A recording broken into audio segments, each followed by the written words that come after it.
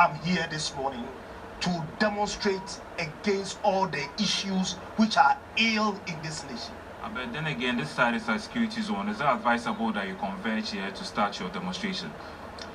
We are just meeting here. We are citizens of Ghana, and this is a public land, so we can just meet here. And from here, we take the route that our leaders will mandate us to use. And so just for clarity, regarding this security thing you said, which is something that must be well respected. But then we just want to say this on record, that prior to 2017 President Akufo-Addo coming into office, he was part of and organizers of about 57 demonstrations, which had Kumi Prekun as the leading one. And we didn't see anywhere that the Ghana police then determined the route or the route that they were supposed to use. So yesterday, whatever happened at the Nkrumah or the Obra spot was highly illegal.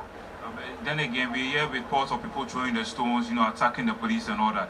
Were you on the grounds yesterday yourself? I was on the ground from 7 a.m. to about 5 p.m. So considering all that happened today, and then this morning you are here, do you think it's advisable?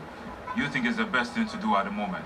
The first question or the best question for you to have asked me was, how did that issue happen? Yesterday I saw you at a place, and I know some of the credible journalists witnessed what really happened.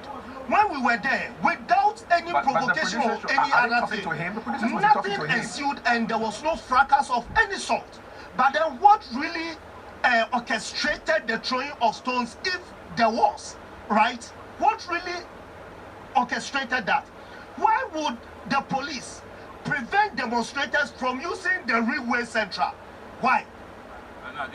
They gave you an order. They said they discussed it with your organizers, and they said, oh, this route, based on the terrorism reports and all that they've been receiving recently, they advise that you use Fari School, the TUC building, and end up at the Independence Square. Then you give your petition to a government official. Yes, that's why they advise that you don't go to the Jubilee House. Okay, boss. Thank you for that.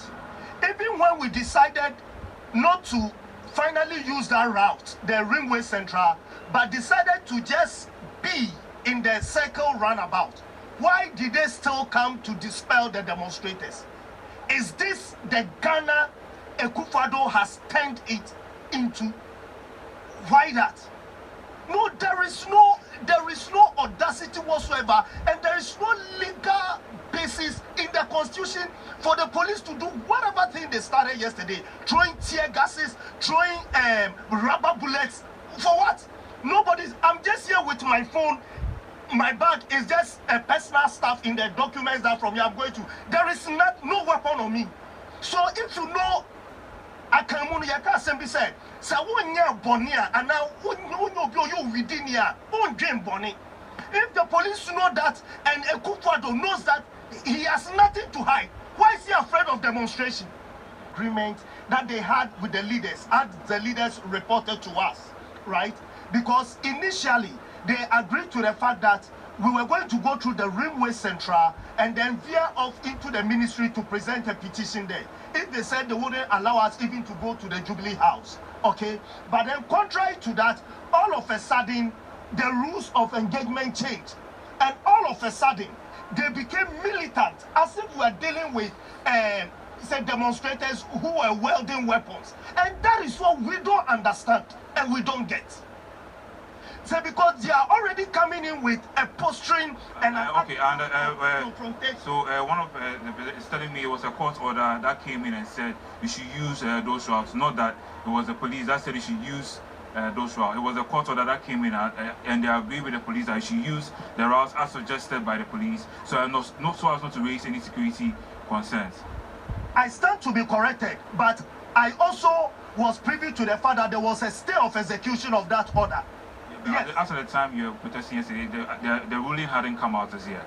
Okay, but my issue is, even if there was a court order to that effect, my main concern is, and I know that thing was triggered from the presidency, what is Akufo-Addo really afraid about?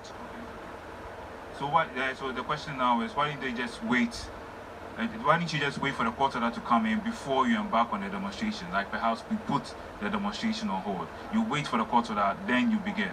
No, as in, so do you imply the court order injuncted us not to do the demonstration? No, basically, concerning the routes, there are disagreements with you and the police. So once the court order comes in, then it's like the court can give you, the court will give you the court will issue that clarity. Then once they also agree with you whether you can use this route, then you can embark on your demonstration. Not to stop you, it's just a way that you wait for the final ruling to come in, then you start.